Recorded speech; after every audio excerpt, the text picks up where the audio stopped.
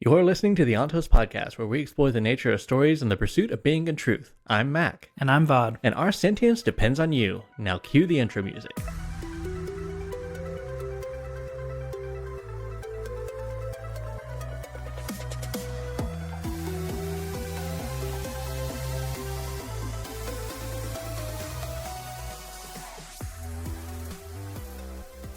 Sometimes I'm worried I'm not the hero everyone thinks I am. The philosophers assure me that this is the time, that the signs have been met, but I still wonder if they have the wrong man. So many people depend on me. They say I will hold the future of the entire world in my arms. What would they think if they knew that their champion, the hero of ages, their savior, doubted himself? Perhaps they wouldn't be shocked at all. In a way, this is what worries me most. Maybe in their hearts, they wonder just as I do. When they see me, do they see a liar?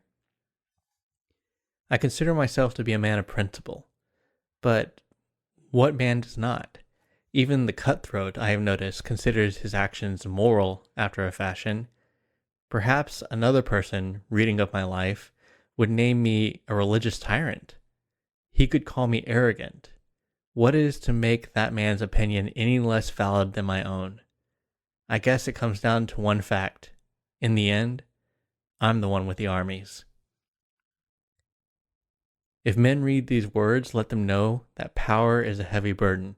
Seek not to be bound by its chains. The terrorist prophecies say that I will have the power to save the world. They hint, however, that I will have the power to destroy it as well.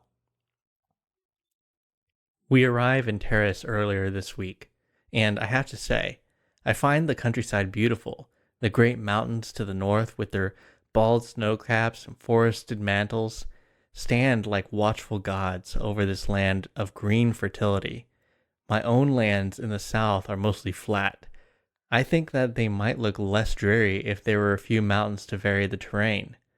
The people are mostly herdsmen, though timber harvesters and farmers are not uncommon. It's a pastoral land.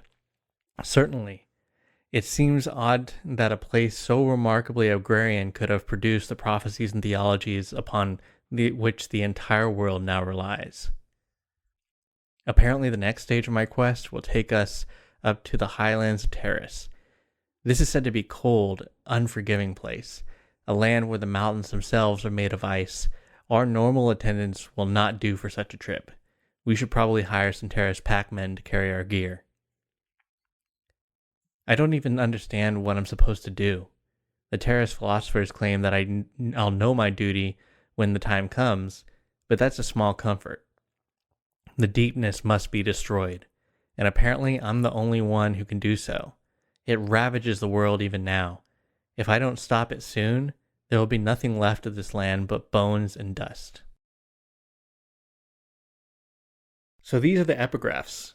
We've been mostly ignoring them up until now because, frankly, there just haven't been very many. And they have been just kind of this little mysterious teaser. So if you're just first time reading it, you're like, what is this? And so we're kind of trying to put them together now and get an idea of what could this be. Yeah, taking a look at them, they're kind of telling a story on their own, huh? There's someone here who is obviously given a heavy burden from the few that we've read so far. They are supposedly supposed to be someone who is supposed to save the world, stop the deepness, but could also destroy it. We hear a couple of words here, such as like the Terrace prophecies.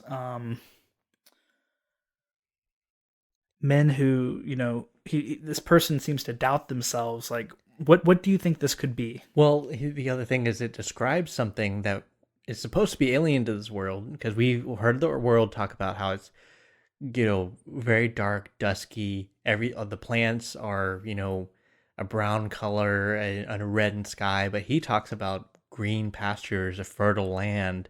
He doesn't talk about, oh, this is so beautiful. It's so different from the, dirty, nasty world that we've been described, at least up until now into the book. And, he's talking about how he's, coming in and he's going to supposedly have to do something big, and there's something wrong that's about to happen in the world. Yeah, he refers to himself as the hero of ages. Right. Their savior.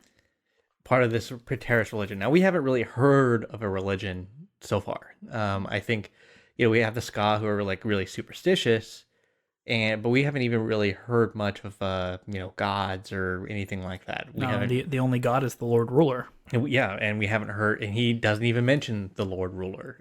He doesn't, or he or she, I guess. We don't really know. We know that he's taking this trip through this land, supposedly called Terrace. We know that he's supposed to have some great expectations put upon him, and we know that it's related to some sort of philosophy or religion that's kind of like making these prophecies, associated with this. But